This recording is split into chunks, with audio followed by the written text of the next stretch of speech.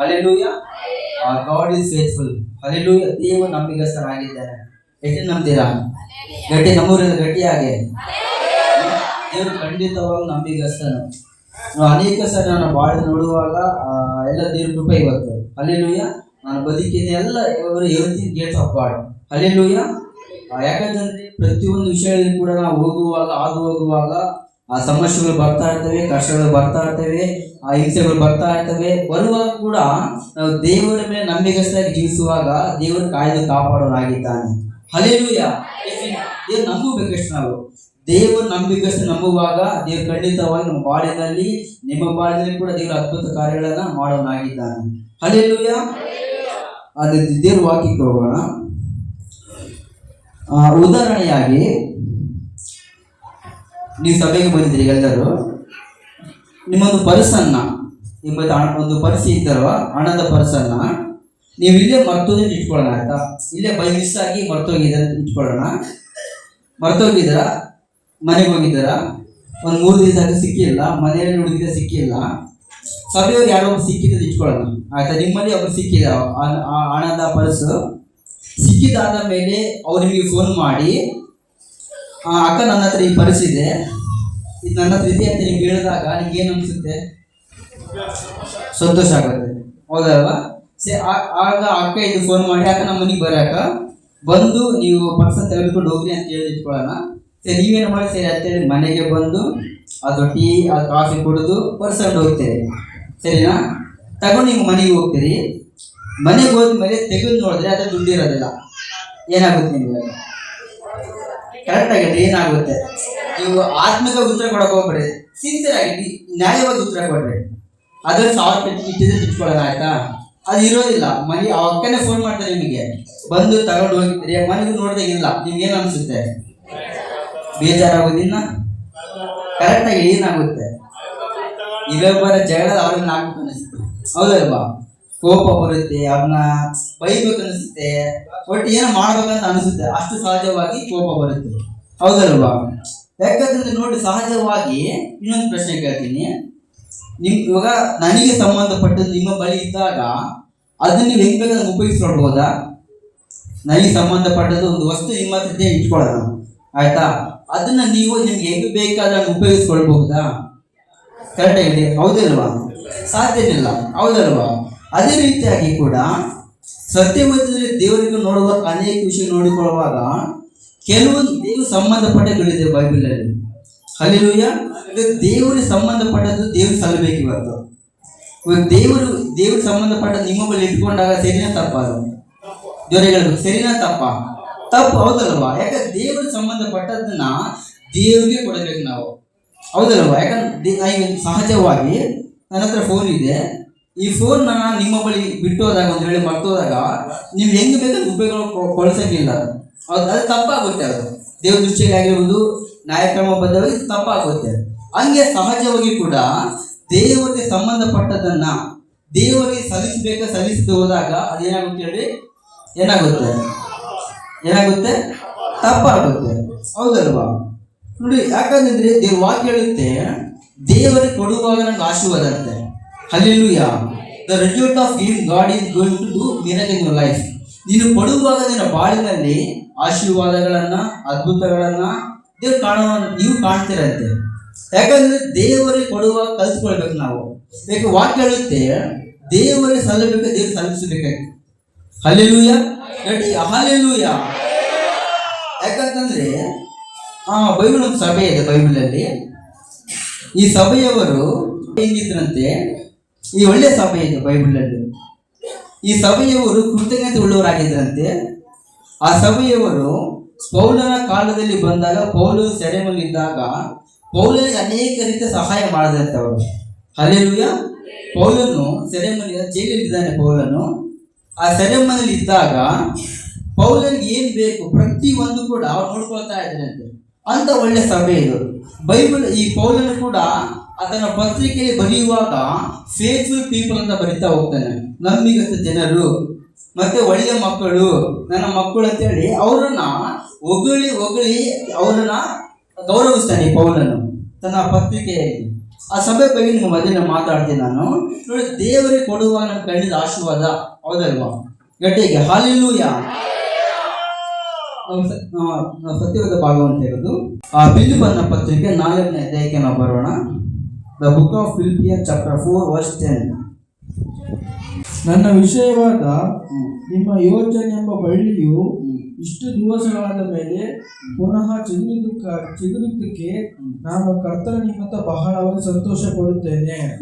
ಇಂಥ ಯೋಚನೆ ನಿಮ್ಮಲ್ಲಿ ನಿಜವಾಗಿ ಇರುತ್ತಿದ್ದರೂ ಇದುವರೆಗೂ ಅದರ ಪ್ರಕಾರ ಮಾಡೋದಕ್ಕೆ ಸಂದರ್ಭ ಸಿಕ್ಕಲಿಲ್ಲವೇನೋ. ಕೊರತಲಿದ್ದೇನೆಂದು ಸೂಚಿಸುವುದಕ್ಕೆ ನಾನು ಇದನ್ನು ಹೇಳುವುದಿಲ್ಲ.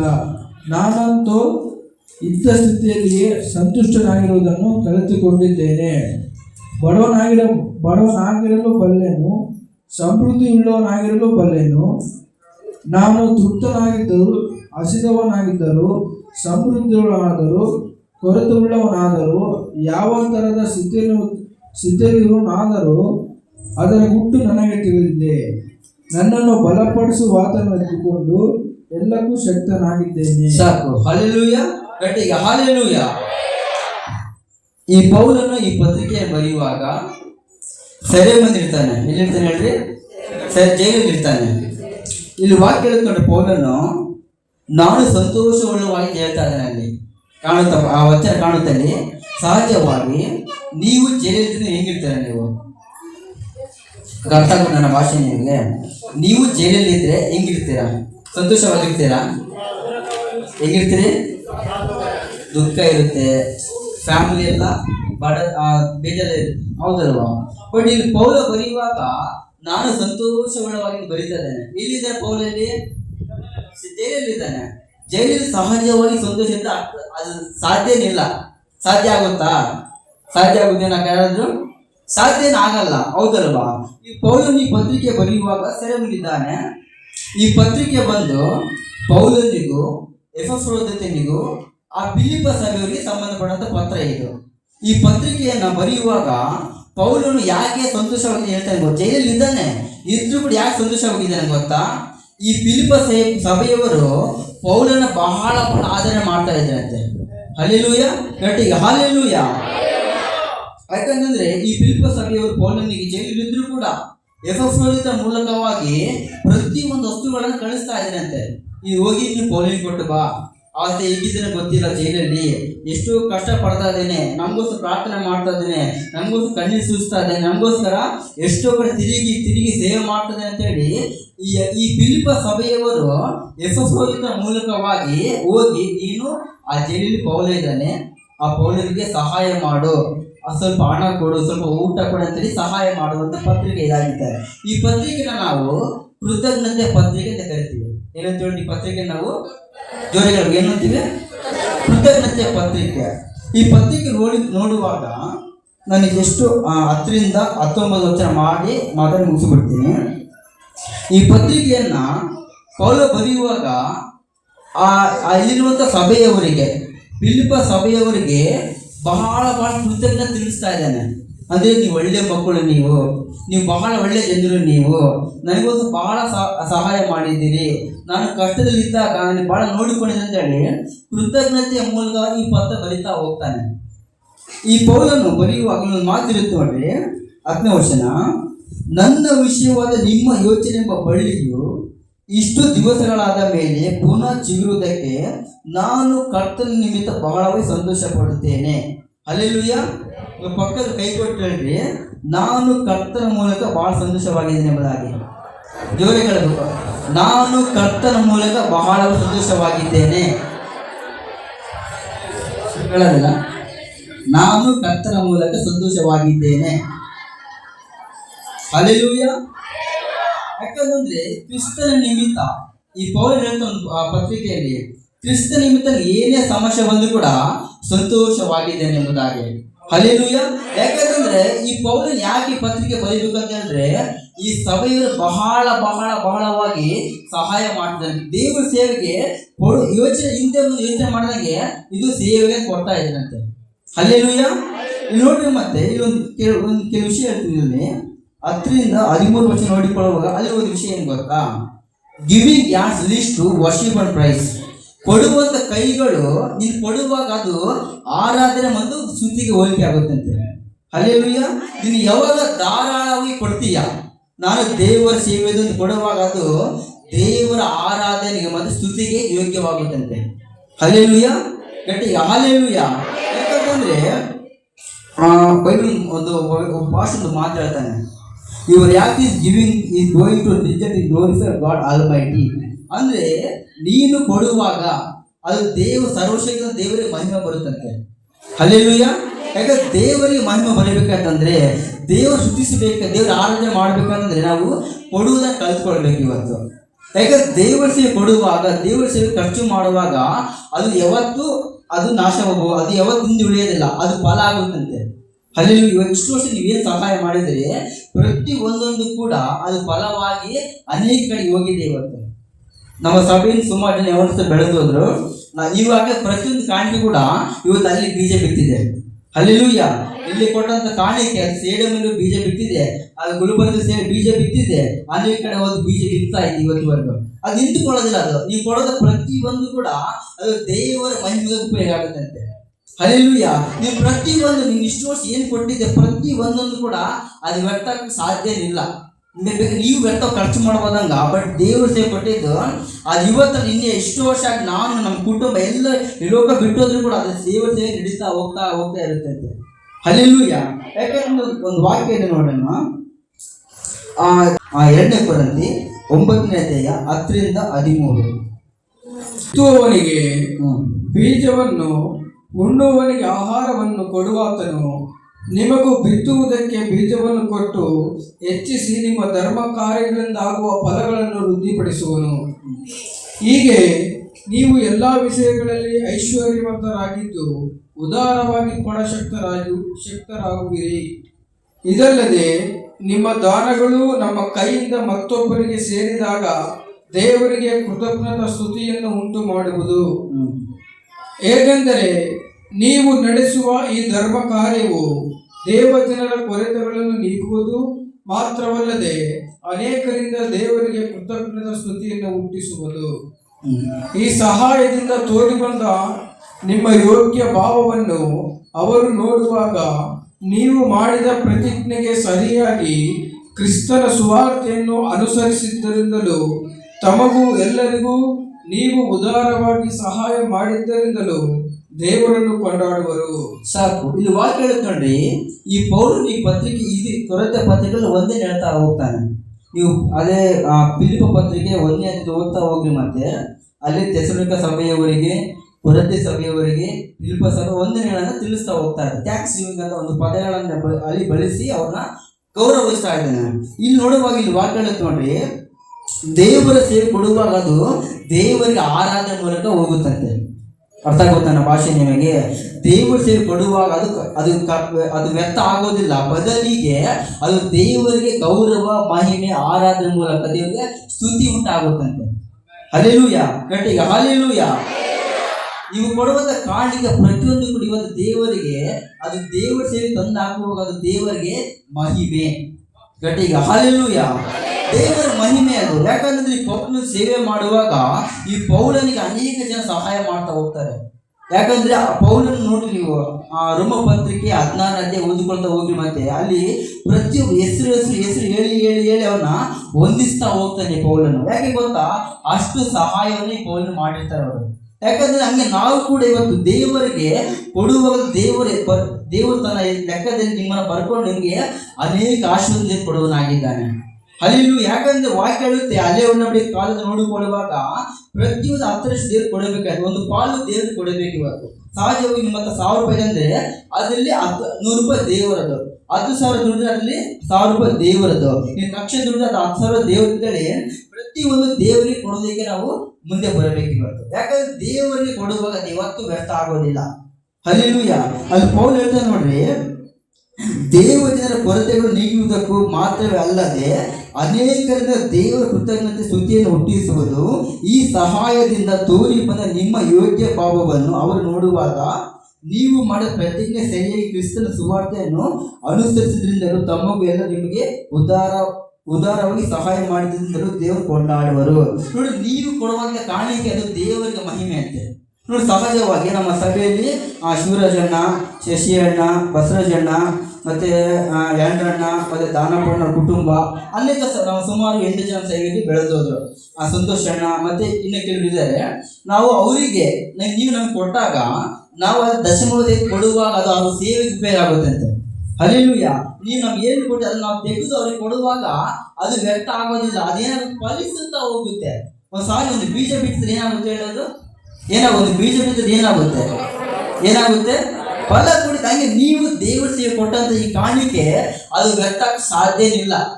ಸಹಜವಾಗಿ ಬೀಜ ಬಿದ್ದು ಮಳೆ ಬಂದ್ರೆ ಮಾತ್ರ ಫಲ ಸಿಗುತ್ತೆ, ಇಲ್ಲಾಂದ್ರೆ ಏನಾಗುತ್ತೆ? ಅದು ನಾಶವಾಗಿ ಹೋಗುತ್ತೆ. ಈ ಸೇವೆ ಹಂಗಲ್ಲ. ನೀವು ಕೊಡುವಾಗ ಮಳೆ ಬರಲಿ ಬಿಡಿ, ಕಷ್ಟ ಸಮಸ್ಯೆ ಏನೇ ಬಂದರೂ ಕೂಡ ದೇವರ ಸೇವೆ ಕೊಡುವಾಗ ಅದು ಫಲವಾಗಿ ಅಭಿವೃದ್ಧಿ ಆಗ್ತಾ ಹೋಗ್ತಾ ಇರ್ತದೆ.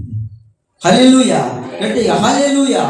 ಯಾಕಂದ್ರೆ ಕರ್ತನ ನಿಮಿತ್ತ ಸಂತೋಷವಾಗಿರ್ಬೇಕಂತಂದ್ರೆ ನಾವು ಕೊಡುವಂತ ಕಲಿತುಕೊಳ್ಬೇಕು ಇವತ್ತು. ಯಾಕಂದ್ರೆ ಪ್ರತಿಯೊಬ್ಬರು ನೋಡಿ, ಸಹಜವಾಗಿ ಕ್ರೈಸ್ತರ ತಗೊಳ್ರಿ, ನಿಮ್ಮ ಒಂದು ಹಬ್ಬಗಳಿಗೆ ಯಾವುದೋ ಫಂಕ್ಷನ್ ಎಷ್ಟು ಲಕ್ಷ ಖರ್ಚು ಮಾಡ್ತಾ ಇರ್ತಾರೆ, ಅದು ವ್ಯರ್ಥವಾಗಿರ್ತಾ ಇರ್ತಾರೆ. ಹೌದಲ್ವ?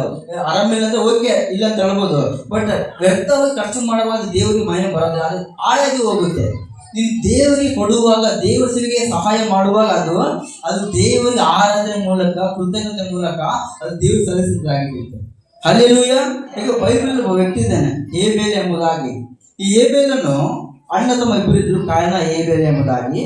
ಈ ಕಾಯಿನನ್ನು ದೇವರು ಅರ್ಪಿಸುವಾಗ ಆ ಕೊಳಿತು ಹೋಗುವುದನ್ನ ದೇವರು ಅರ್ಪಿಸ್ತಾ ಇದೆ ಅಂತೆ. ಅಂದ್ರೆ ಈ ಕಾಯಿನ ಆ ವೆಜಿಟೇಬಲ್ ಅಂದ್ರೆ ತರಕಾರಿನ ಬೆಳೆಸ್ತಾ ಇದ್ದ. ಆ ಬೆಳೆಸಿದಲ್ಲಿ ಒಳ್ಳೆದನ್ನ ಅವನು ತಗೊಳ್ತಿದ್ದ, ಕೆಟ್ಟದೆಲ್ಲ ಈ ಹುಳ ಬಿದ್ದಿದ್ದು ಕೊಳಿತದ್ದೆಲ್ಲ ದೇವ್ರು ಕೊಡ್ತಾ ಇದೆ ಅಂತೆ. ದೇವ್ರಿಗೆ ಬಹಳ ಬೇಜಾರಾಗುತ್ತೆ. ಬಟ್ ಏಬೇಲ ಸ್ವಂತ ತಮ್ಮ ಏಬೇಲ, ಈ ಏಬೇಲನ್ನು ದೇವ್ರು ಏನ್ ಮಾಡ್ತದೆ ಗೊತ್ತಾ?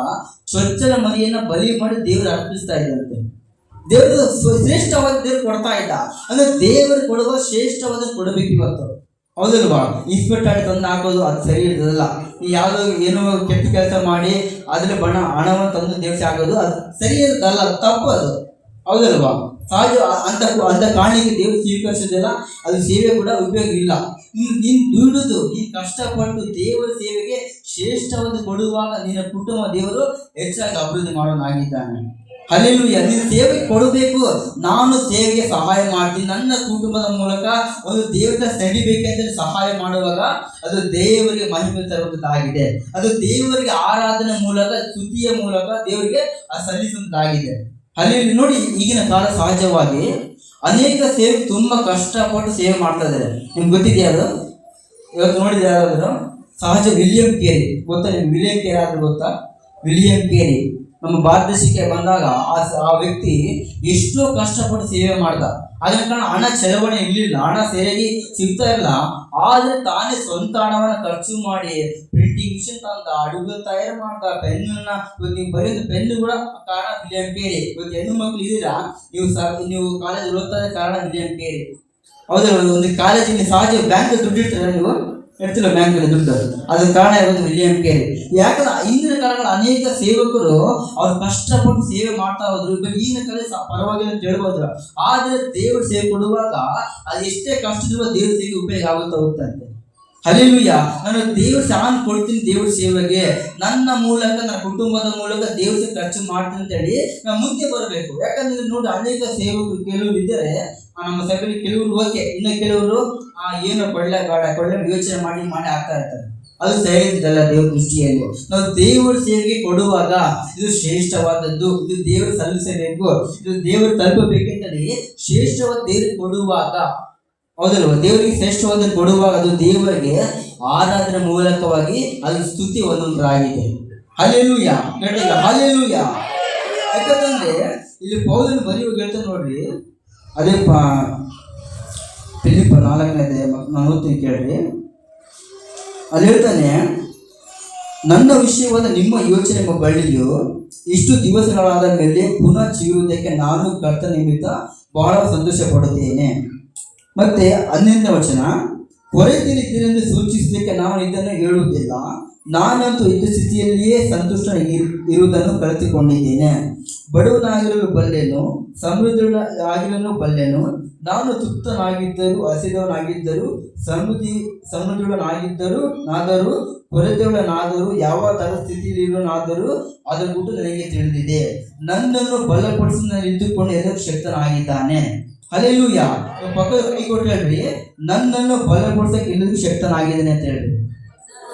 ಕೈ ಕೊಟ್ಟು, ನನ್ನನ್ನು ಬಲಪಡಿಸಲಿಕ್ಕೆ ಎಲ್ಲದಕ್ಕೂ ಶಕ್ತನಾಗಿದ್ದಾನೆ.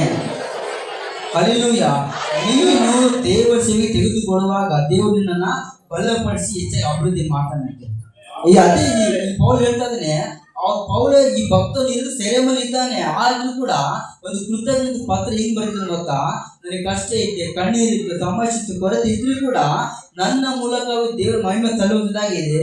ಮತ್ತೆ ನಿಮ್ಮ ದೇವ್ರ ಶಕ್ತಿ ಪಡಿಸಿ ನಿಮ್ಮನ್ನ ಎಲ್ಲಾ ವಿಷಯದ ಅಭಿವೃದ್ಧಿ ಮಾಡೋಣಾಗಿದೆ ಅಂತ ದೇವರು. ಹಲ್ಲೆಲೂಯಾ. ದೇವರ ಸೇವೆ ಕೊಡುವಾಗ ಅದು ಪ್ರತಿ ಒಂದೊಂದು ರೂಪಾಯಿ ಕೂಡ, ಪ್ರತಿ ಒಂದೊಂದು ಪೈಸೆ ಕೂಡ ದೇವರ ಮಹಿಮೆಗೆ ಮಾತ್ರ ಸಲ್ಲಬೇಕು. ಅದು ವ್ಯರ್ಥವಾಗಿ ಯಾಕೆ ಸಾಧ್ಯನೇ ಇಲ್ಲ. ಇವತ್ತು ಎಲ್ಲೇ ಯಾವುದೇ ಸಭೆ ನೋಡ್ರಿ, ದೇವರ ಸೇವೆ ಯಾರೇ ಕೊಟ್ಟಿದ್ದಾರೆ ಪ್ರತಿಯೊಂದು ಕುಟುಂಬ ಇಷ್ಟು ಅಭಿವೃದ್ಧಿ ಹೊಂದಿದೆ. ಇವತ್ತು ನಮ್ಮ ಸಭೆಯಲ್ಲಿ ಕೂಡ ಅನೇಕ ವಿಶ್ವಾಸಿಗಳು ನೋಡುವಾಗ ಅವ್ರ ಸೇವೆ ಕೊಟ್ಟಿರೋ ಪ್ರತಿದಿನ ಕೊಡುವಾಗ ಅವ್ರನ್ನ ಇವ್ರು ಎಷ್ಟು ಅಭಿವೃದ್ಧಿ ಮಾಡಿದ್ದಾನೆ ಕೂಡ. ನಾನು ಚಿಕ್ಕ ಹುಡುಗ ನೋಡಿದ್ದೇನೆ, ಕೆಲವು ಕುಟುಂಬಗಳನ್ನ ಎಷ್ಟೋ ಕಷ್ಟದ ಬಂದ ಕುಟುಂಬಗಳನ್ನ ನೋಡಿದ್ದೇನೆ. ಬಟ್ ಅವರು ಸೇವೆಗೆ ಕೊಡುವಾಗ ದೇವರ ನೇಮ ಹೆಚ್ಚಿಗೆ ಅಭಿವೃದ್ಧಿ ಮಾಡಿದ್ದೇನೆ. ಇವತ್ತು ಅವ್ರ ಮನೆ ಮೇಲೆ ಮನೆ ಕಟ್ತಾ ಇದ್ದಾರೆ, ಹೊಲ ಪ್ರತಿಯೊಂದು ದೇವರು ಅಭಿವೃದ್ಧಿ ಮಾಡ್ತಾರೆ. ಯಾಕೆ ಗೊತ್ತಾ? ನಾವು ದೇವರ ಸೇವೆ ಕೊಡುವಾಗ, ಹಲ್ಲೆಲೂಯಾ, ನಾವು ದೇವರ ಸೇವೆ ಖರ್ಚು ಮಾಡುವಾಗ ದೇವರಿಗೆ ಆರಾಧನೆ ಮೂಲಕ, ಸ್ತುತಿಯ ಮೂಲಕ ಅವ್ರು ಹೊಂದುತ್ತಾಗಿದೆ. ಹಲ್ಲೆಲೂಯಾ. ಮತ್ತೆ ಅದೇ 14 ವರ್ಷ ನೋಡ್ಬೇಕು. ಹೀಗಿದ್ದರೂ ನೀವು ನನ್ನ ಸಂಕಟದಲ್ಲಿ ಪಾಲುಗಾರರಾಗಿದ್ದು ಒಳ್ಳೆಯದಾಯಿತು.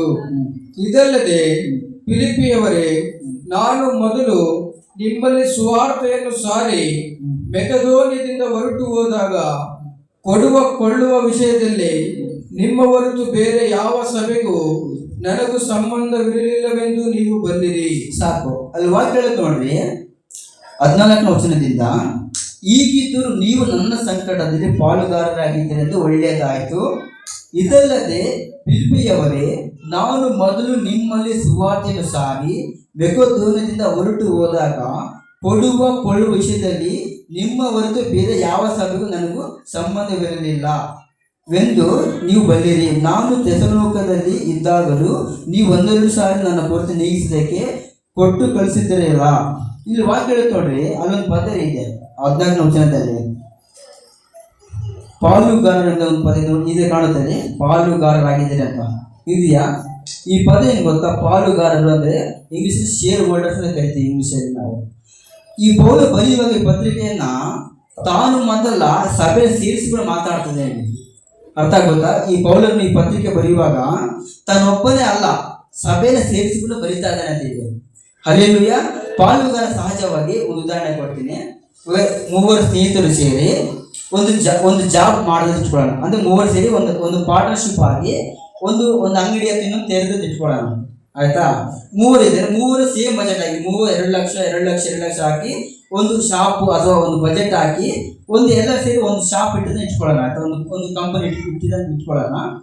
ಆ ಕಂಪನಿ ಸಹಜವಾಗಿ ಹೋಗ್ತಾ ಇರುವಾಗ ಅದ್ರೊಬ್ಬ ವ್ಯಕ್ತಿ ಬಹಳ ಕಷ್ಟಪಟ್ಟು ಹಗಲು ಇರುಳು ಕಷ್ಟಪಟ್ಟು ಎಷ್ಟು ಡಬಲ್ ದುಡಿದ್ರೆ ಆ ದುಡ್ಡು ಯಾರು ಹೋಗುತ್ತೆ ಹೇಳ್ರಿ? 3 ಹೋಗುತ್ತೆ. ಹೌದಲ್ಲ? ಕಷ್ಟಪಟ್ಟು ಒಬ್ಬನಿದೆ ನಿಂತ್ಕೊಳ್ಳೋಣ, ನನಗೆ ಬೇಕು, ನಾನು ಜಾಸ್ತಿ ಕಷ್ಟ ಮಾಡಿ ಕೊಡ ಅಂತ ಕೇಳಿದ್ರೆ ಕೊಡೋಕ್ಕಾಗುತ್ತಾ? ಕೊಡೋಕ್ಕಾಗುತ್ತಾ? ಆಗುತ್ತಿಲ್ಲ. ಹಂಗೆ ಈ ಸೇವೆನದ್ದು ಕೂಡ ಇಲ್ಲಿ ನಾವೆಲ್ಲರೂ ಒಂದೇ, ನಾವೆಲ್ಲರೂ ಇಲ್ಲಿ ಪಾಲುಗಾರರು. ಇವಾಗ ನನ್ನ ಸೇವೆ ನೀವು ಪಾಲುಗಾರರು, ಹೌದಲ್ವ? ನಮ್ಮ ಸೇವೆ ನೀವೇನು ಕೊಡ್ತಿದ್ರೆ ನೀವು ಇದರಲ್ಲಿ ಪಾಲುಗಾರ ಅಂತ ಪೌಲ ತಿಳಿಸ್ತಾ ಇದ್ದಾನೆ. ನಾನು ಎಲ್ಲೇ ಸೇವೆ ಮಾಡಿದ್ರು ಕೂಡ ಅದು ನೀವು ಪಾಲುಗಾರ ಅಂತ ಹೇಳಿ ಈ ಪೌಲನ್ನು ಬರಿತಾ ಹೋಗ್ತದೆ. ಸಹಜವಾಗಿ ನಾವು ಒಂದು ಉದಾಹರಣೆಯಾಗಿ ನಾವು ಬೇರೆಗಳೊಂದು ಬ್ರಾಂಚ್ ಸ್ಟಾರ್ಟ್ ಮಾಡಿದ್ರೆ ಅದು ಪಾಲುಗಾರ ನೀವಾಗಿರ್ತೀರ. ಬರೀ ನಾನು ಒಬ್ಬನೇ ಅಲ್ಲ, ನೀವು ಕೂಡ ಅದಕ್ಕೆ ಸಂಬಂಧಪಟ್ಟವರು. ನೀವು ಏನಕ್ಕೆ ಕೊಡ್ತಾ ಇದ್ದೀರಾ ಪ್ರತಿಯೊಂದು ಸಂಬಂಧಪಟ್ಟಂತ ಹೇಳ್ತಾ ಇದ್ದಾನೆ. ಅದೇ ವಾಕ್ಯ ಹೇಳೋದು ನೋಡ್ರಿ, giving and leads to partnership ಅಂತ. ಅಂದ್ರೆ ಕೊಡುವಂತ ಕೈಗಳು ಅದು ಪಾಲುಗಾರಕ್ಕೆ ಹೊಂದಿಕೊಳ್ಬೇಕು. ನಾವು ದೇವರ ಸೇವೆ ಕೊಡುವಾಗ ಬರೀ ದೇವ್ರ ಆರಾಧನೆ ಮಾತ್ರ ಅಲ್ಲ, ದೇವ್ರ ಬರೀ ಸ್ತುತಿ ಮಾತ್ರ ಅಲ್ಲ, ಸಭೆ ಮತ್ತು ಒಂದು ಪಾಲುಗಾರ ಆಗಿರ್ಬೇಕು. ಇವತ್ತು ನಾವೆಲ್ಲರೂ ಒಂದೇ ಇಲ್ಲಿ. ಯಾಕಂದ್ರೆ ನೀವೇನು ಕೊಡ್ತಾ ಪ್ರತಿಯೊಂದು ಹಣವನ್ನ ನಾವು ದೇವ್ರಿಗೆ ಕೊಡುವಾಗ ಅದು ಇನ್ನೊಬ್ರು ತಲುಪುವಾಗ ಅವ್ರು ನಿಮಗೋಸ್ಕರ ಪ್ರಾರ್ಥನೆ ಮಾಡ್ತಾರೆ. ಹೌದಾ? ಉದಾಹರಣೆಯಾಗಿ ಕೊಡ್ತೀನಿ. ಇವಾಗ ನೀವು ನಮ್ಮ ಹಣ ಕೊಟ್ಟಾಗ, ಕಾಣಿಕೆ ಹಾಕಿದಾಗ ಅದು ದಶಮಭಾಗ ತೆಗೆದುಕೊಂಡು ನಾವು ಶಿವರಾಜ್ ಪಾರ್ಟಿ ಸ್ಟೇಡಿಯಂ ಕೊಟ್ಟಾಗ ಅವ್ರು ಯಾರು ಪ್ರಾರ್ಥನೆ ಮಾಡ್ತಾರ? ನಾನು ಬಂದ ಪ್ರಾರ್ಥನೆ ಮಾಡ್ತಾರ? ಯಾರು ಪ್ರಾರ್ಥನೆ ಮಾಡ್ತಾರೆ ಹೇಳ್ರಿ? ಎಲ್ಲರಿಗೋಸ್ಕರ, ಹೌದಲ್ವಾ? ರೂಪನ್ ಭಾಷೆ ಜ್ಞಾಪಕ ಮಾಡಿದ್ರು, ಸಭೆ ಜ್ಞಾಪಕ ಮಾಡಿ ಎಲ್ಲರೂ ಸೇರಿ ಪ್ರಾರ್ಥನೆ ಮಾಡ್ತಾರೆ. ಹಂಗೆ ದೇವರ ಸೇವೆ ಕೊಡುವ ಬರೀ ನನ್ನದು ಮಾತ್ರ ಅಲ್ಲ, ನಾವೆಲ್ಲರೂ ಒಂದೇ ಇದೆ, ನಾವೆಲ್ಲ ಪಾಲುಗಾರ ಆಗಬೇಕು ದೇವರ ಸೇವೆಯಲ್ಲಿ. ಯಾಕಂದ್ರೆ ದೇವರ ಸೇವೆ ಕೊಡುವಾಗ ಒಂದು ಪಾಲುಗಾರಿಕೆ ಹೊಂದ್ಕೊಳ್ತೀವಿ ನಾವು. ಸಭೆಗೆ ಸಭೆ ಒಂದು ಅನ್ಯೂನ್ಯತೆ ಬೆಳೆಯುತ್ತೆ. ಯಾಕಂದ್ರೆ ಸಭೆ ಅನ್ನೋದು ದೇವರಿಗೆ ಪಾಲುಗಾರ ಇರುವಾಗ, ಆ ಥರ ಪಾರ್ಟಿಸಿಪೇಟ್ ಬೆಳೆಯುವಾಗ ಅದು ದೇವರ ಸೇವೆಗೆ ಎಷ್ಟು ವೆಚ್ಚ ಆಗೋದಿಲ್ಲ, ಅದೇನಾಗುತ್ತೆ, ಅಭಿವೃದ್ಧಿ ಅಂತ ಹೋಗ್ತೈತೆ ಅಲ್ಲಿ. ಯಾಕಂದ್ರೆ ದೇವರ ಸೇವೆ ಕೊಡುವಾಗ ನಾವೆಲ್ಲರೂ ಒಂದೇ ಪಾಲುಗಾರರಾಗಿರ್ಬೇಕು. ಒಂದು ಸಾರಿ ಒಂದು ನಿಜ ಗಡೆ ಹೇಳ್ತೀನಿ ನಿಮ್ಮ ಮಧ್ಯದಲ್ಲಿ. ಒಂದು ಸಾರಿ ಒಂದು ಊರಲ್ಲಿ ಒಬ್ಬ ಯವನಸ್ಥ ಸ್ತ್ರೀ ಹೇಳ್ತಾಳೆ. ಆಕೆ ಆ ಸ್ತ್ರೀ ಮಿಷಿನ್ ಹೊಲಿತಾ ಕೆಲಸ ಜೀವನ ನಡೆಸ್ತಾ ಇರ್ತಾಳೆ. ಆ ಸಭೆಗಳು ಹೋಗ್ತಾ ಇರ್ತಾಳೆ. ಆ ಸ್ತ್ರೀ ಸಭೆಗೆ ಹೋಗಿ ಸಭೆಯಲ್ಲಿ ಬೆಳೆಯುತ್ತಾ ಸಭೆಗೆ ಸಹಾಯ ಮಾಡ್ತಾ ಇರ್ತಾಳೆ.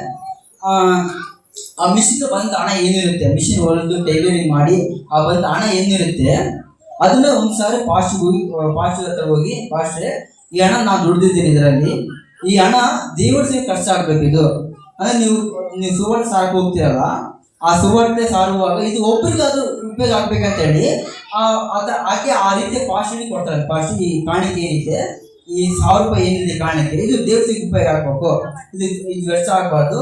ಈ ಕಾಣಿಕೆ ಮೇಲೆ ಒಬ್ಬರಾದ ತಕ್ಷಣ ಹೊಂದಲೇಬೇಕಂತ ಹೇಳಿ ಪಾಸ್ಟಿಗೆ ಹೇಳಿ ಕೊಡ್ತಾರಂತೆ. ಸರಿ, ಪಾಸ್ಟ್ಗಳು ಏನು ಮಾಡ್ತಾರೆ ಅಂತ ಹೇಳಿ ಅದರ ಸೀರಿಯಸ್ ತೆಗೆದುಕೊಂಡು ಆ ಕಾಣಿಕೆ ತೆಗೆದುಕೊಂಡು ಕರಪತ್ರಿಕೆಗಳನ್ನು, ಅಂದರೆ ದೇವಸ್ಥಾನದ ಬಗ್ಗೆ ಇರ್ತಾರೆ ಕರಪತ್ರಿಕೆಗಳನ್ನ, ಆ ಕರಪತ್ರಿಕೆ ತೆಗೆದುಕೊಂಡು ಸುವರ್ಣ ಸಾರಕ್ಕೆ ಹೋಗ್ತಾ ಇರ್ತಾರೆ. ಹೋಗ್ತಾ ಇರುವಾಗ ಒಂದು ಊರಿಗೆ ಹೋಗ್ತಾರೆ. ಆ ಊರು ಅಲ್ಲಿ ಒಬ್ಬ ವ್ಯಕ್ತಿ ನಿಂತಿರ್ತಾನೆ. ಒಬ್ಬ ವ್ಯಕ್ತಿ ಹಲ್ಲೆಲೂಯಾ ಗಟ್ಟಿಗೆ ಹಲ್ಲೆಲೂಯಾ, ಆ ವ್ಯಕ್ತಿ ನಿಂತಿರ್ತಾನೆ. ಈ ಪಾಸ್ಟ್ ಆ ಕರಪತ್ರಿಕೆ ತೆಗೆದುಕೊಂಡು ಹೋಗಿ ಆ ವ್ಯಕ್ತಿಗೆ ಕೊಡ್ತಾನೆ. ಇದು ಓದಿಕೆ, ಇದು ದೇವರ ಸತ್ಯ, ಇದು ನಿಜವಾದ ದೇವರು ಯೇಸು ಸ್ವಾಮಿ ಅಂತ ಹೇಳಿ ಆ ಕರಪತ್ರಿಕೆಯನ್ನ ಆ ವ್ಯಕ್ತಿಗೆ ಕೊಡ್ತಾನೆ. ಆ ವ್ಯಕ್ತಿಗೆ ಓದಕ್ಕೆ ಬರಲ್ಲ. ಆ ವ್ಯಕ್ತಿ ಇಸ್ಕೊಂಡಾಗ ಇನ್ನೊಂಥರ ಆ ವ್ಯಕ್ತಿಗೆ ಅದು ಓದ್ಬೇಕು ಒಂದು ಆಸಕ್ತಿ ಇರುತ್ತಂತೆ.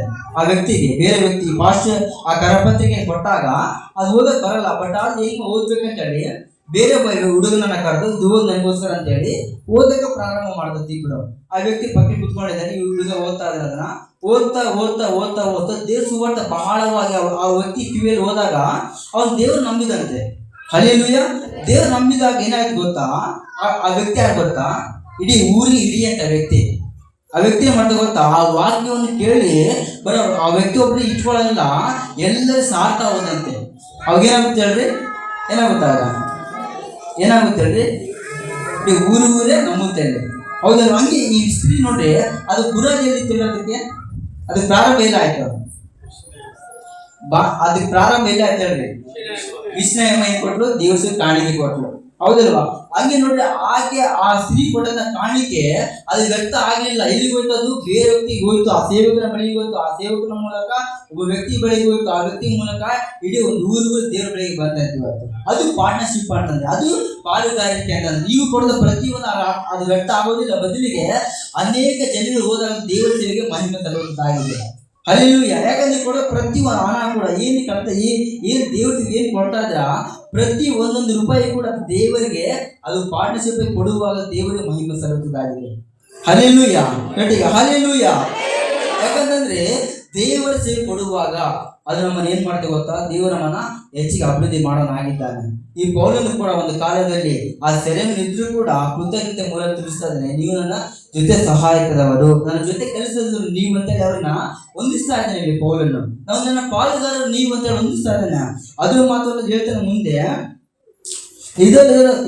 ಇದಲ್ಲದೆ ಫಿಲಿಪ್ಪಿಯವರೇ, ನಾನು ಮೊದಲು ನಿಮ್ಮ ಸುವರ್ಣ ಸಾರಿ ವೆಕ್ಕೋದಿಂದ ಹೊರಟು ಹೋದಾಗ ಕೊಡುವ ವಿಷಯದಲ್ಲಿ ನಿಮ್ಮ ಹೊರತು ಬೇರೆ ಯಾವ ಸಭೆಗೂ ನನಗೂ ಸಂಬಂಧವಿರಲಿಲ್ಲ. ನೋಡಿ ಇಲ್ಲಿ ಹೇಳ್ತಾನೆ, ಆ ಬೇರೆ ಸಂಬಂಧ ಅಂದ್ರೆ ಬೇರೆ ಸಭೆಗೆ ಸಂಬಂಧವಿಲ್ಲದೆ ನಾವು ಕೊಡ್ಬೇಕಂತ ಇವತ್ತು. ಅಂದ್ರೆ ನಿಮ್ಮ ಸೇವೆ ನಿಮಗೆ ಜವಾಬ್ದಾರಿ ಇರಬೇಕು. ಹೌದಲ್ವ? ನೀವು ಯಾವ ಸಭೆಗೆ ಬರ್ತಾ ಇದ್ದೀರಿ? ನಿಮ್ಮ ಸಭೆ ಹೆಸರು ಏನಿದೆ? ನಿಮ್ಮ ಹೆಸರು ಗೊತ್ತಿಲ್ಲ. ಸಭೆ ನಿಮ್ಮ ಚರ್ಚೆ ಹೆಸರು ಏನು? ಇದು ಯಾವ ಸಭೆ? ಈ ಸಭೆ ಯಾರ್ದು? ನಮ್ಮದು, ನಿಮ್ಮದು. ಹೌದಲ್ವಾ? ಈ ಸಭೆ ಸೇವೆ ಎಲ್ಲಿ ಸಲ್ಬೇಕು ಅಲ್ಲಿಗೆ ಸಲ್ಬೇಕು. ಕಾಣಿಕೆ ನೀನು ತಗೊಂಡೋಗಿ ಅಲ್ಲಿ ಕೊಡ್ತೀನಿ, ತಗೊಂಡು ಇನ್ನೊಂದು ಚರ್ಚಿಗೆ ಕೊಟ್ಟರೆ ಅದು ದೇವರಿಗೆ ಮಹಿಮೆ ಬರೋದಿಲ್ಲ. ಅದು ವ್ಯರ್ಥ ಆಗೋದು, ಖಂಡಿತ ವ್ಯರ್ಥ ಆಗೋದು. ಯಾಕಂದ್ರೆ ಎಲ್ಲಿ ಸಲ್ಬೇಕು ಅಲ್ಲೇ ಸಲ್ಬೇಕದು. ಈ ಪೌಲನ್ ಹೇಳ್ತಾನೆ, ನೀವು ಕೊಟ್ಟಿದ್ರೆ ಬಹಳ ಸಂತೋಷ ಕೊಡುತ್ತೆ ಅಂತ ಹೇಳ್ತಾನೆ ಪೌಲನ್. ಅದು ದೇವರ ಸೇವೆ ಪೌಲನೇ ಕೊಟ್ಟರು, ಬೇರೆ ಯಾರು ಕೊಟ್ಟಿಲ್ಲ.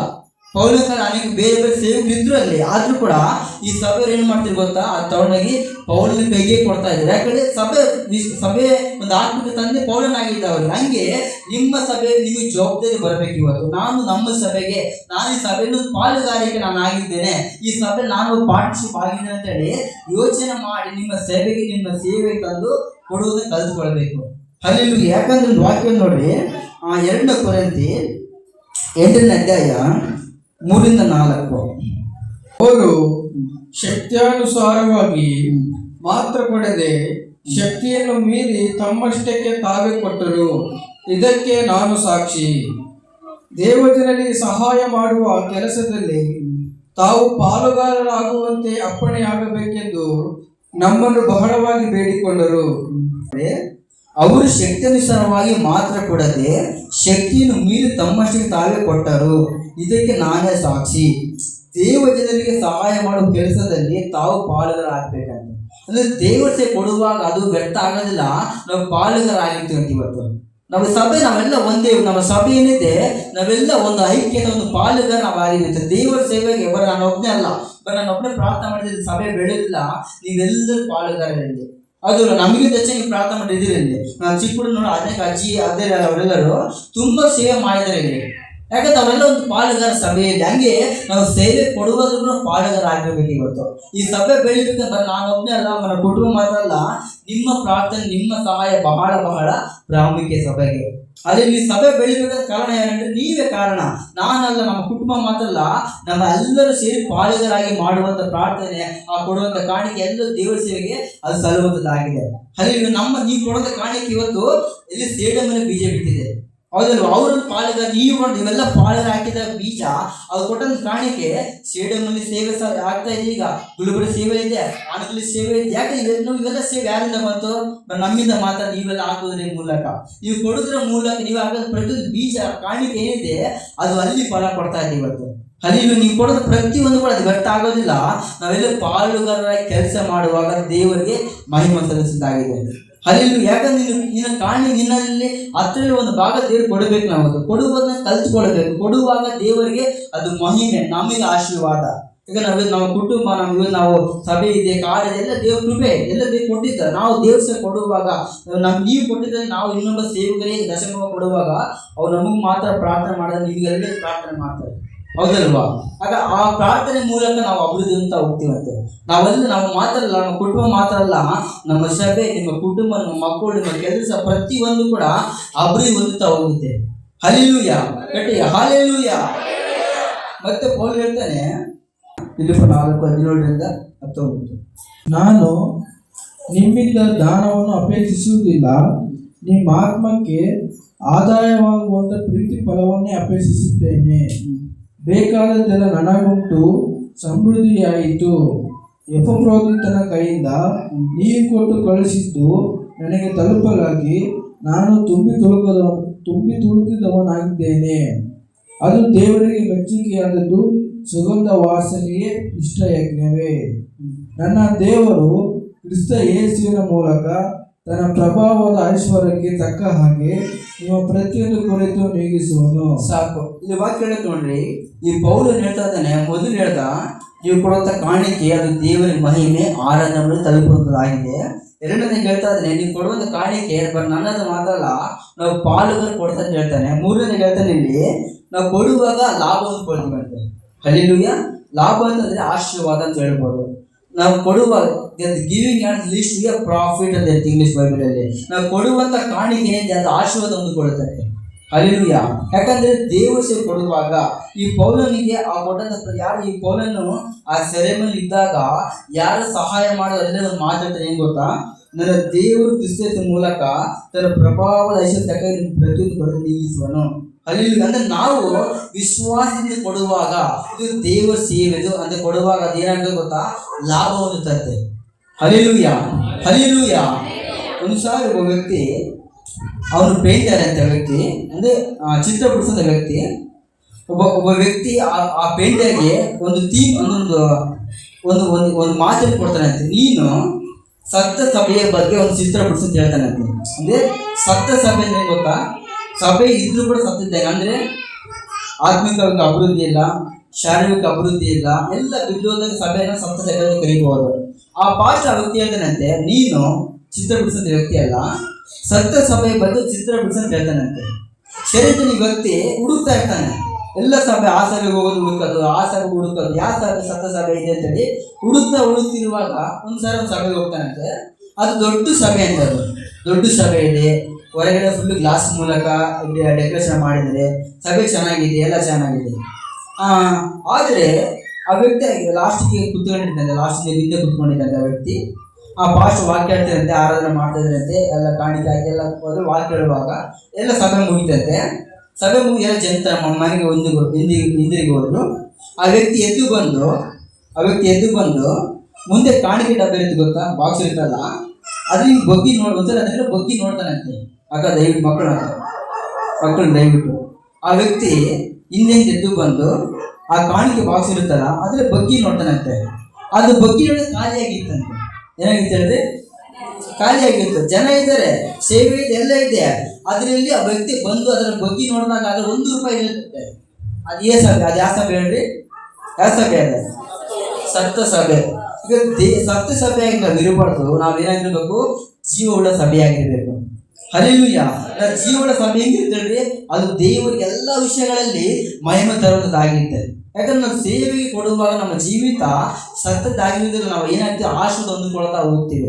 ಆಶೀರ್ವಾದ ನಮ್ಮ ಜೀವಿತದಲ್ಲಿ ದೇವರು ಅನೇಕ ಆಶೀರ್ವಾದ ಕೊಡೋನಾಗಿದ್ದಾನೆ. ಯಾಕಂದ್ರೆ ವಾಕ್ಯ ಹೇಳುತ್ತೆ ನೋಡ್ರಿ, ಅದೇ 2 ಕೊರಿಂಥಿ 9:6-9. ಆದರೆ ಸ್ವಲ್ಪವಾಗಿ ಬಿತ್ತುವವನು ಪೈರನ್ನು ಸ್ವಲ್ಪವಾಗಿ ಕೊಯ್ಯುವವನು, ಹೆಚ್ಚಾಗಿ ಬಿತ್ತುವವನು ಹೆಚ್ಚಾಗಿ ಕೊಯ್ಯುವನು ಎಂದು ತಿಳ್ಕೊಳ್ಳಲಿ. ಪ್ರತಿಯೊಬ್ಬನು ತನ್ನ ಹೃದಯದಲ್ಲಿ ನಿರ್ಣಯಿಸಿಕೊಂಡ ಪ್ರಕಾರ ಕೊಡಲಿ. ದುಃಖದಿಂದಾಗಲಿ ಬಲಾತ್ಕಾರದಿಂದಾಗಲಿ ಯಾರು ಕೊಡಬಾರದು. ಯಾಕೆಂದರೆ ಸಂತೋಷವಾಗಿ ಕೊಡುವವನ ಮೇಲೆ ದೇವರಿಗೆ ಪ್ರೀತಿ ಉಂಟು. ದೇವರು ಸಕಲ ವಿಧವಾದ ದಾನಗಳನ್ನು ನಿಮಗೆ ಧಾರಾಳವಾಗಿ ಅನುಗ್ರಹಿಸುವುದಕ್ಕೆ ಶಕ್ತನಾದ್ದರಿಂದ ನೀವು ಯಾವಾಗಲೂ ಎಲ್ಲ ವಿಷಯಗಳಲ್ಲಿ ಪರಿಪೂರ್ಣತೆ ಉಳ್ಳವರಾಗಿ ಸಕಲ ಸತ್ಕಾರ್ಯಗಳನ್ನು ಹೇರಳವಾಗಿ ಮಾಡುವವರಾಗಿರಬೇಕು. ಸಾಕು. ಹಲ್ಲೆಲೂಯಾ. ಇಲ್ಲಿ ಪೌಲ್ ಹೇಳ್ತಾ ನೋಡ್ರಿ ಕೊರಿಂಥ ಸಭೆಯವರಿಗೆ ಏನು ಗೊತ್ತಾ? ಆದರೆ ಸ್ವಲ್ಪವಾಗಿ ಬಿತ್ತುವವನು ಪೈರ ಸ್ವಲ್ಪವಾಗಿ ಕೊಯ್ಯುವನು, ಹೆಚ್ಚಾಗಿ ಬಿತ್ತುವನು ಹೆಚ್ಚಾಗಿ ಕೊಯ್ಯುವನು ಎಂದು ತಿಳ್ಕೊಳ್ಳಿರಿ. ಮತ್ತು ವಾಕ್ಯ ಹೇಳುತ್ತೆ, ಯಾರೇ ಆಗಲಿ ಕೂಡ ಪ್ರತಿಯೊಬ್ಬರು ದುಃಖದಿಂದಾಗಲಿ ಬಲಾತ್ಕಾರ ಕೊಡಬಾರದು, ಯಾಕಂದ್ರೆ ದೇವರಿಗೆ ಸಂತೋಷ ಕೊಡಬೇಕಂತ ವಾಕ್ಯ ಹೇಳ್ತಾ ಇದೆ. ಅಲ್ಲಿ ನೋಡ್ರಿ, ನೀವು ಏನು ಬಿತ್ತಿದ ಹಂತದಲ್ಲಿ ದೇವರಿಗೆ ಸಂತೋಷ ಕೊಡೋದು ಕಲ್ತ್ಕೊಳ್ಬೇಕು. ಯಾಕಂದ್ರೆ ಸಂತೋಷವಾಗಿ ಕೊಡುವಾಗ ದೇವರಿಗೆ ಮಹಿಮೆ ನೀವೇನಾಗ್ತಿರ್ ಗೊತ್ತಾ? ಅಭಿವೃದ್ಧಿ ಹೊಂದುತ್ತಾ ಹೋಗ್ತಾರಂತೆ. ಇಲ್ಲಿ ವಾಕ್ಯ ಹೇಳ್ಕೊಂಡು ಪೌಲ್ ಹೇಳ್ತಾನೆ, ದೇವರು ಸಕಲ ವಿಧವಾದ ದಾನಗಳನ್ನು ನಿಮಗೆ ಧಾರಾಳ ಅನುಭವಿಸಿ ಶಕ್ತನಾಗಿದ್ದಾನೆ. ಅಂದ್ರೆ ನಾವು ದೇವರ ಸೇವೆಗೆ ಸಂತೋಷ ಕೊಡುವಾಗ ಅದೇನಾಗುತ್ತೆ? ದೇವರು ಅದರ ಮೂಲಕ ನೀವು ಕೊಟ್ಟು ಸ್ವಲ್ಪ ಆದ್ರೂ ಕೂಡ ದೇವರು ನಿಮಗೆ ಡಬಲ್ ದೇವ್ರು ಕೊಡ್ತಾನಂತೆ. ಹಲ್ಲೆಲೂಯಾ. ನೋಡಿ ಈಗ ಹಲ್ಲೆಲೂಯಾ. ಪಕ್ಕದ ಕೈ ಕೊಟ್ಟು ಹೇಳ್ರಿ, ದೇವರು ಸಂತೋಷ ಕೊಡ, ದೇವರಿಗೆ ಸಂತೋಷ ಕೊಡ ಅಂತ ಹೇಳ್ರಿ. ಕೈ ಕೊಟ್ಟು ಹೇಳ್ರಿ, ದೇವರಿಗೆ ಸಂತೋಷ ಕೊಡಬೇಕು ಪ್ರತಿಯೊಬ್ಬರು. ಇನ್ನೊಂದ್ಸರಿ ದೇವರಿಗೆ ಸಂತೋಷ ಕೊಡಬೇಕು ಎಲ್ಲರೂ. ಹಲ್ಲೆಲೂಯಾ. ಯಾಕಂದ್ರೆ ದೇವರ ಸೇವೆಗೆ ಸಂತೋಷವಾಗಿ ಕೊಡುವಾಗ ಅದು ಏನಾಗುತ್ತೆ? ಅದು ವ್ಯಕ್ತ ಆಗೋದಿಲ್ಲ, ಬದಲಿಗೆ ನಿಮಗೆ ಅದು ಡಬಲ್ ದೇವರ ಆಶೀರ್ವಾದ ಮಾಡುವರಾಗಿದ್ದಾನೆ. ಸಕಲ ವಿಷಯಗಳಲ್ಲಿ ಕೊರತೆ ಕಷ್ಟ ಎಲ್ಲ ವಿಷಯ ದೇವರು ಏನ್ ಮಾಡ್ತಾನೆ? ನಿಮ್ಮನ್ನ ಹೆಚ್ಚಾಗಿ ದೇವರಿಗೆ ಅಭಿವೃದ್ಧಿ ಮಾಡ್ತಾ ಹೋಗ್ತಾನೆ. ಏನೇ ಸಮಸ್ಯೆ ಇದ್ದು ಕಣ್ಣೀರು ಕೊರತೆ ಏನಿದ್ರು ಕೂಡ ಅವೆಲ್ಲ ದೇವರು ನೀಗಿಸಿ ನಿಮ್ಮನ್ನ ಅಭಿವೃದ್ಧಿ ಮಾಡ್ತಾ ಹೋಗ್ತಾನೆ ಅಂತೆ. ಹಲ್ಲೆಲೂಯಾ. ಯಾಕಂದ್ರೆ ಇಲ್ಲಿ ವಾಕ್ಯ ಹೇಳುತ್ತೆ ನೋಡ್ರಿ, ದೇವರು ಸಕಲ ವಿಧದ ದಾನ ನಿಮಗೆ ಧಾರಾಳ ಅನುಗ್ರಹಿಸ್ತಾನಂತೆ. ನೀವು ದೇವರ ಸ್ವಲ್ಪವನ್ನು ನೀವು ಇಷ್ಟು ಬಿತ್ತು ಅದರ ಒಂದು ಪಾಲನ್ನು ದೇವರಿಗೆ ಸಂತೋಷ ಕೊಡುವಾಗ ದೇವರು ನಿಮಗೆ ಧಾರಾಳ ಅನುಗ್ರಹಿಸ್ತಾನಂತೆ. ಹಲ್ಲೆಲೂಯಾ. ನೀವು ಧಾರಾಳವಾಗಿ ಹೊಂದಿಕೊಳ್ಬೇಕಂದ್ರೆ ದೇವರಿಗೆ ಸಂತೋಷ ಕೊಡಬೇಕು. ನೋಡ್ರಿ, ಒಂದು ಸಭೆಯಲ್ಲಿ ನಿಜ ಘಟನೆ ಇದು. ಆ ಸಭೆಯಲ್ಲಿ ವಿಶ್ವಾಸ ತುಂಬಾ ಜನ ಇದ್ರಂತೆ.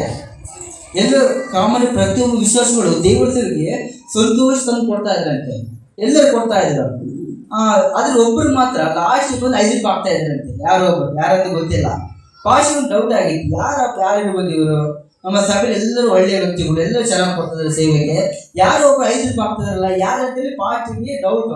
ಪ್ರತಿಯೊಂದು ನೋಡಿದ್ರೆ ಲಾಸ್ಟ್ 5 ರೂಪಾಯಿ ಸಿಗುತ್ತೆ ಎಣಿಸುವಾಗ. ಅವಾಗ ಏನು ಮಾಡ್ತಿದ್ದೆ ಫಾಸ್ಟ್, ಇವತ್ತು ಹೆಂಗ ನೋಡ್ಬೇಕು ನಾನು, ಯಾರು 5 ರೂಪಾಯಿ ನೋಡ್ಬೇಕಂತೇಳಿ ಆ ಕಾಣಿಗೆ ಬಾಸ್ ನಿಂತ್ಕೊಂಡಿದ್ದಂತೆ, ಈ ಥರ ನಿಂತಿದ್ರಂತೆ. ಎಲ್ಲ ಲೈನಿಗೆ ಬಂದು ಆಗ್ತಾ ಇದ್ರಂತೆ.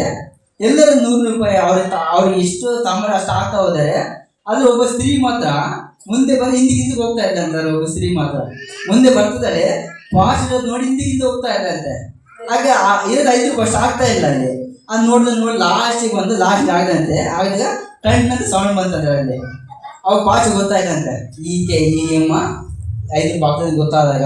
ಹಾಗೆ ಅವಾಗ ಫಾಸ್ಟ್ ಹೇಳಿದ್ರಂತೆ, ಎಲ್ಲ ಲಾಸ್ಟಿಗೆ ಸಭೆ ಮುಂದೆ ಹೇಳಿದ್ರಂತೆ, ನೀನು ಇವತ್ತು ಅಭಿವೃದ್ಧಿ ಹೊಂದಿಲ್ಲಮ್ಮ, ನೀನು ಹೂವು ವ್ಯಾಪಾರ ಮಾಡ್ತಾ ಇದೆಯಲ್ಲ, ಅಭಿವೃದ್ಧಿ ಹೊಂದಿಲ್ಲ. ಯಾಕೆ ಬರೀ ದೇವ್ರು ನೀನು ಅಷ್ಟು ನುಡಿತೀಯಲ್ಲ, ಯಾಕೆ ದೇವ್ರು ಸ್ವಲ್ಪ ಕೊಡ್ತಾ ಇದೆ ಅಂತೇಳಿ ಅವ್ರು ಹೇಳಿದಾಗ ಆಕೆ ಏನು ಮಾಡೋದು, ಅವಾಗ ತಿದ್ದುಕೊಂಡು ತಮ್ಮ ಪಶ್ಚಾತ್ತಾಪ ದೇವರಿ ಸೇವೆಗೆ ಸರಿಯಾಗಿ ತಂದು ದೇವರಿಗೆ ಸರಿಯಾಗಿ ಶ್ರೇಷ್ಠವಾಗಿ ಕೊಡುವಾಗ ಆಕೆ ಎಷ್ಟು ಅಭಿವೃದ್ಧಿ ಹೊಂದಿದಂತೆ, ಆ ಸ್ತ್ರೀ ಎಷ್ಟು ಅಭಿವೃದ್ಧಿ ಹೊಂದಿದಂತೆ.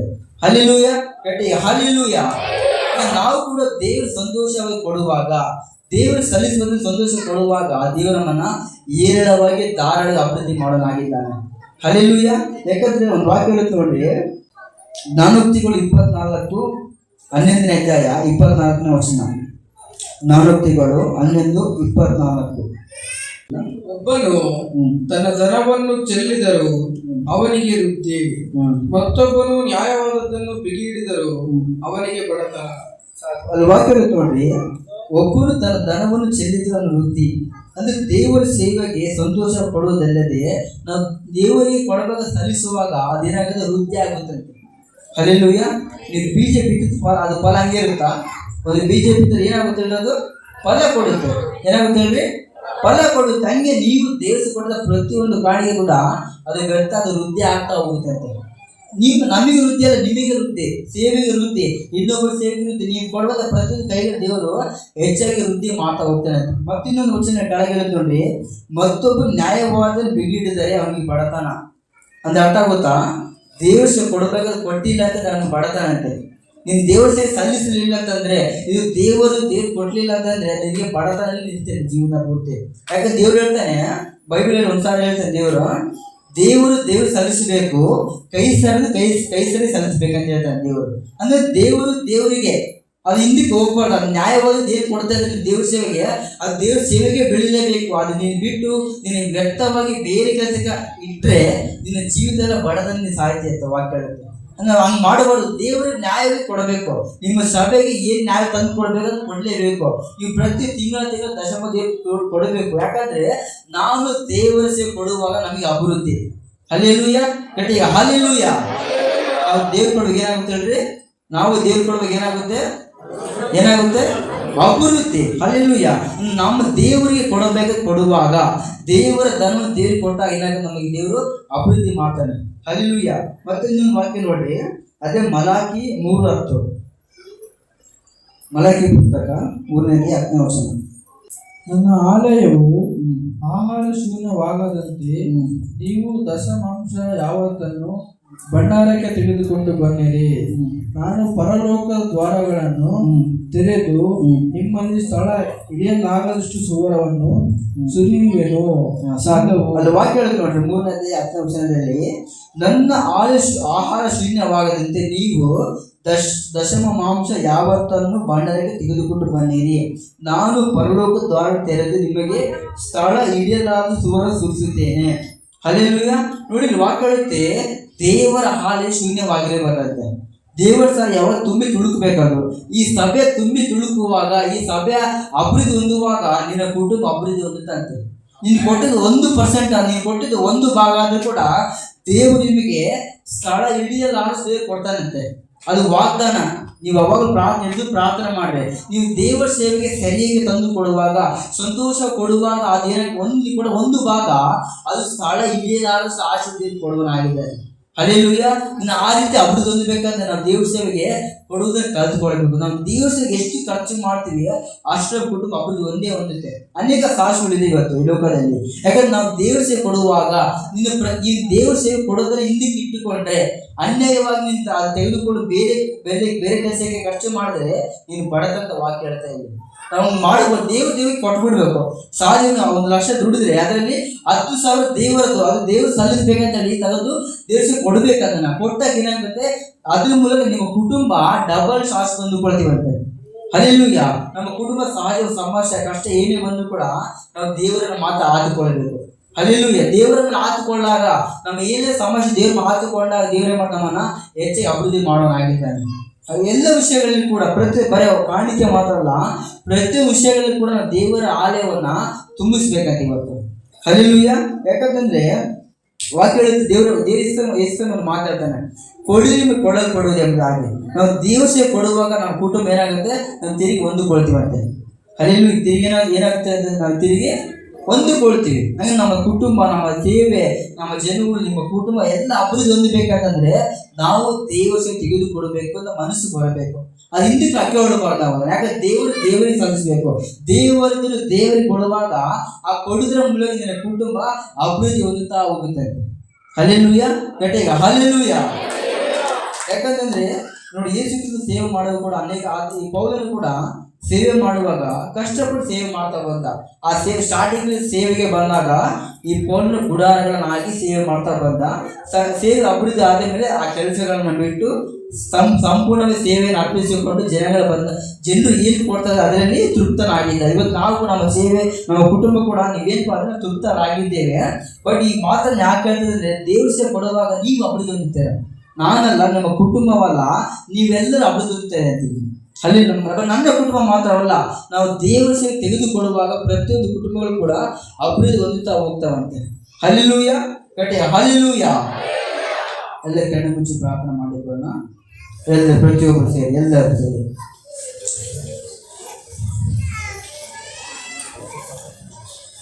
ಪ್ರತಿಯೊಬ್ಬರು ಕಣ್ಣನ್ನು ಮುಚ್ಚಿಕೊಂಡು ಯಾರು ಆ ಕಡೆ ನೋಡಬಾರ್ದು. ಎಲ್ಲರೂ ಸೇರಿ ಒಂದು ಸಲ ನಿಮ್ಮ ನೀವು ಪರಿಸ್ಥಿತಿಕೊಳ್ಳಿ.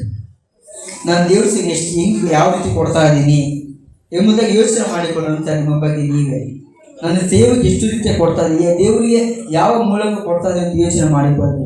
ನನಗೆ ಕೊಡುವಂಥ ನನ್ನ ಕೈಗಳಾಗಿದ್ದವ ಇಲ್ಲವತ್ತು ಯೋಚನೆ ಮಾಡಬೇಕು. ನಾವು ಕೊಡುವಾಗ ದೇವರಿಗೆ ಮಹಿಮೆ ಸಲ್ಲಿಸಬೇಕಾಗಿದೆ.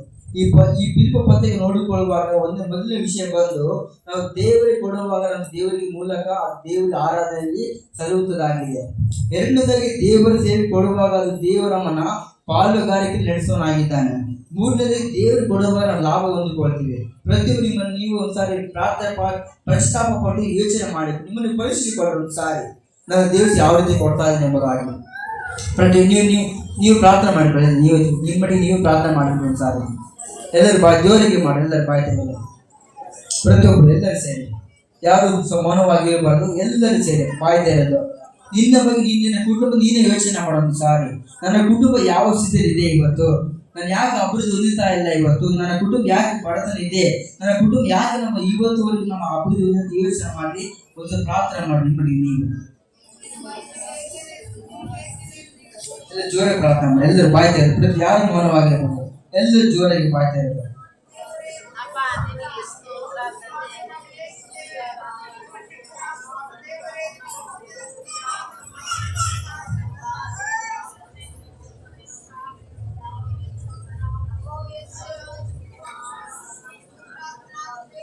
ಈ ಪರಿಶುದ್ಧವಾದಂಥ ಸಮಯದಲ್ಲಿ ನಾವು ದೇವರ ಸ್ವತ್ತಾಗಿದ್ದೇವೆ.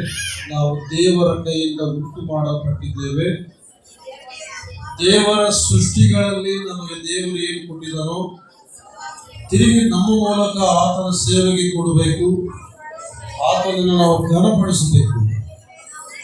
ಇದುವರೆಗೆ ನೀವೆಲ್ಲ ಏನೆಲ್ಲ ಮಾಡಿದ್ರು ಅದಕ್ಕೆ ನಾನು ಕೃತಜ್ಞತೆಯನ್ನು ಕರ್ತನಿಗೆ ಸಲ್ಲಿಸುತ್ತೇನೆ. ಇದುವರೆಗೆ ಮಾಡಿದ್ದು ಕರ್ತನ ಸೇವೆ ಅದು ಕಾಣ್ತಾ ಇದೆ, ಬೆಳೀತಾ ಇದೆ. ಕರ್ತನೇ ನಿನಗೆ ಸ್ತೋತ್ರವಾಗಲಿ. ಪ್ರತಿಯೊಬ್ಬರ ಮೇಲೆ ನಿನ್ನ ಕನಿಕರ ಇಳಿದು ಬರಲಿ. ಪ್ರತಿಯೊಬ್ಬರಿಗೆ ನಿನ್ನ ಬಲವಾದ ಆರ್ಥಿಕ ನೆರವುಗಳು ಇಳಿದು ಬರಲಿ ಸ್ವಾಮಿ. ನಿನ್ನ ಕಟ್ಟಳೆಗಳು ಆಜ್ಞೆಗಳು ಪಾಲಿಸುವಂತೆ ಪ್ರತಿಯೊಬ್ಬರಿಗೆ ನಿಮ್ಮ ಸಹಾಯವು ಇಳಿದು ಬರಲಿ ಸ್ವಾಮಿ. ಎಲ್ಲ ಕೊರತೆಗಳು ತೀರಲಿ, ಸಾಲಗಳು ದೂರ ಆಗಲಿ, ಶಾಪಗಳು ದೂರ ಆಗಲಿ, ಅವರಿಗೆ ಆದಾಯಕ್ಕೆ ಅಡ್ಡಿ ಮಾಡುವಂತ ಅಂಧಕಾರ ಶಕ್ತಿಗಳು ದೂರ ಆಗಲಿ ಕರ್ತವ್ಯ. ಗೌರ್ಮೆಂಟ್ ನಲ್ಲಿ ಹಣ ಚಲಾವಣೆ ಇರೋದ್ರಿಂದ ಪ್ರತಿಯೊಬ್ಬರಿಗೆ ಹಣ ಬೇಕು ಸ್ವಾಮಿ. ಪ್ರತಿಯೊಬ್ಬರ ಕೈಯಲ್ಲಿ ಹಣ ಬೇಕು. ಅದು ಪರಲೋಕದ ಸುವರದಾನಗಳಿಂದ ಅವರ ಕೈಗಳನ್ನು ತುಂಬಿಸು. ದುಡಿಯುವ ಶಕ್ತಿ ಸಾಮರ್ಥ್ಯಗಳು ಕೊಡಲಿ ಸ್ವಾಮಿ.